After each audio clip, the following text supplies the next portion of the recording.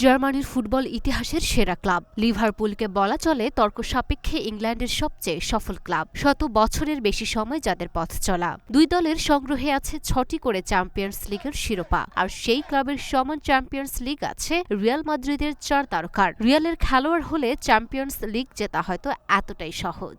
এর আগে 14 বার champions league জিতে ইউরোপের রাজত্ব বুঝে পেয়েছিল রিয়াল মাদ্রিদ। 1956 সালে এই প্রতিযোগিতা শুরু হওয়ার পর থেকে টানা 5 বার ট্রফি জিতেছিল তারা। আরও একটি জয় 1966 সালে। ষষ্ঠ ট্রফি জেতার পর 32 বছর অপেক্ষা করতে হয়েছিল তাদের। কিন্তু গত 10 বছরে 6 বার ইউরোপের সেরা হয়েছে তারা, যার শেষটা এসেছে রোববার 2রা জুনের প্রথম প্রহরে। আর সেই এক দশকের পথ চলায় নিয়মিত মুখ হয়ে ইতিহাসের পাতায় গিয়েছেন রিয়ালের 4 তারকা। Dani Carvajal, Nacho Fernandez, Toni Kroos এবং লুকা মদ্রিচ বর্তমানে ইতিহাসের সবচেয়ে বেশিবার চ্যাম্পিয়ন্স লিগ জেতা খেলোয়াড় হিসেবে তারা জয় করেছেন 6 চ্যাম্পিয়ন্স লিগ।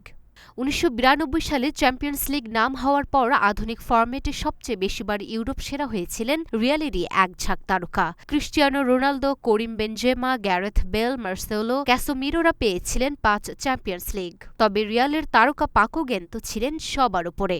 দলে থাকা এই 4 তারকার মধ্যে টনি ক্রুসের এটাই শেষ বছর ফুটবলে। নাচো ফার্নান্দেজও চলতি মৌসুম রিয়াল ছাড়তে পারেন। তবে দানি কারভাহালের সামনে সুযোগ থাকছে সংখ্যাটা বাড়িয়ে নেয়ার। তেমনি লুকাস ভাস্কেইজো সুযোগ পাবেন 6 চ্যাম্পিয়ন্স লিগ জয়ী খেলোয়াড় হওয়ার।